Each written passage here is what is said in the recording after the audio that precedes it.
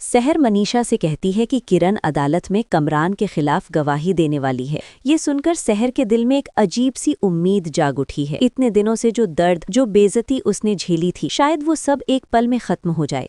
दूसरी तरफ एसपी जोहेब भी रात दिन एक करके कमरान के खिलाफ सबूत इकट्ठा कर चुके होते हैं। अब उनके पास सिर्फ शक नहीं बल्कि पक्के सबूत होते हैं कि उसी रात कमरान ने सहर के साथ जबरदस्ती की थी। Police records, call details, CCTV footage सब सामने आ चुकी होती हैं। अगला दिन कमरान अपने वकील बुखारी के साथ बिल्कुल पुरेतमाद अंदाज में खड़ा होता है, जैसे उसे पूरा यकीन हो कि पैसा फिर से सच को हरा देगा।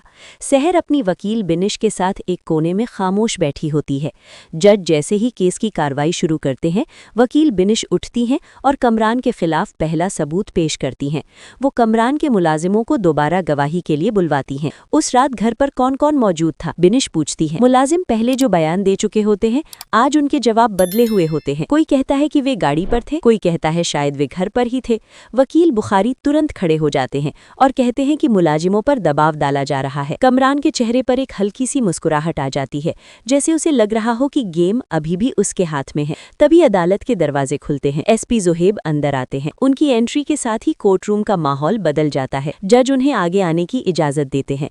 एसपी जोहेब सीधे जज के सामने खड़े होकर कहते हैं कि पुलिस इन्वेस्टिगेशन मुकम्मल हो चुकी है और उनके पास ऐसे सबूत हैं जो सच को साफ साफ दिखाते हैं। एसपी जोहेब बताते हैं कि कमरान ने ये झूठ बोला था कि उस रात घर पर मुलाजिम मौजूद थे।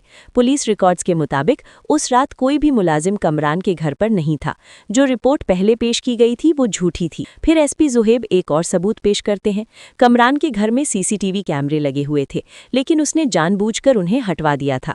मगर सामने वाले घर के सीसीटीवी कैमरे से जो फुटेज मिली थी वो सब कुछ बयान कर रही थी।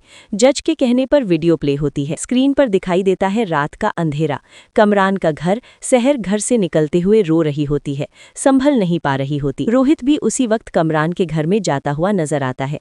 मुलाजिम भी घर पर मौजूद नहीं होते। कोर्ट रूम में सन्नाटा छा जाता है। वीडियो खत्म होती है। अब किसी को भी शक नहीं रहता। कमरान का झूठ अदालत के सामने नंगा हो चुका होता है। वकील बुखारी के चेहरे का रंग उड़ जाता है। वो बिनिश की तरफ देखते हैं। बिनिश शांत आवाज में कहती है, मैंने कहा था ना, सच एक दिन जरूर जीत जाता है। तभी अदालत में किरण आती है। पूरा कोर्ट रूम उसकी तरफ देखने लगता है। किरण सीधे विटनेस बॉक्स में जाकर खड़ी हो जाती है। वो बताती है कि कमरान ने कैसे अपनी ताकतों और पैसों का गलत इस्तेमाल किया, कैसे उसने सच छुपाने की कोशिश की और कैसे वो खुद भी इस सब का हिस्सा बनने पर मजबूर रही। किरण की गवाही के बाद कमरान बिल्कुल टूट जाता है।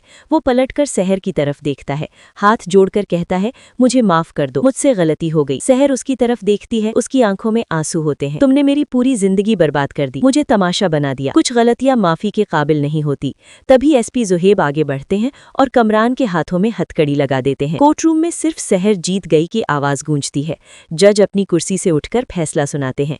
कमरान, तुम पर जुल्म, झूठ, सबूत छुपाने और इंसाफ को खरीदने का जुर्म साबित होता है। इस अदालत की तरफ से तुम्हें सजाए मौत सुनाई जाती है। सहर की आंखों से आंसू बह निकलते हैं, लेकिन इस बार ये आंसू दर्द के नहीं, इंसाफ के होते हैं। मनीषा उसका हाथ पकड़ लेती है। बिनिश उसके कंधे पर हाथ रखकर कहती है, आज तुम जीत गई हो। अदालत के बाहर मीडिया सहर को घेर लेती है। रिपोर्टर सवाल पूछते हैं। सहर सिर्फ इतना कहती है, सच के लिए लड़ना आसान नहीं होता, लेकिन अगर हिम्मत न छोड़ी जाए तो इंसाफ जरूर मिलता है। सहर मुस्कुराहट के साथ अदालत के दरवाजे से बाहर निकल जाती